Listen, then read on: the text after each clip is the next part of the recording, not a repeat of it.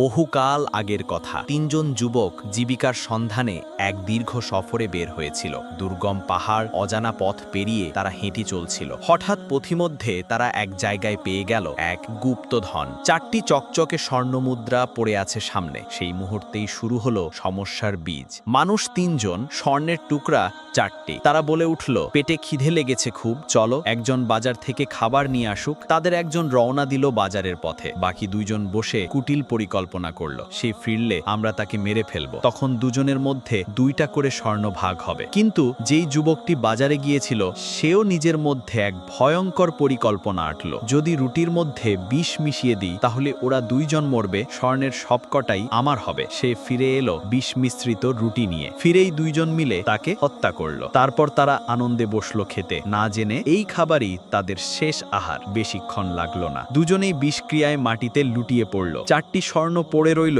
নিঃসঙ্গভাবে, আর পাশে 3টি নিথর দেহ। লোভ, বিশ্বাসঘাতকতা আর মৃত্যু, যার চরম পরিণতি।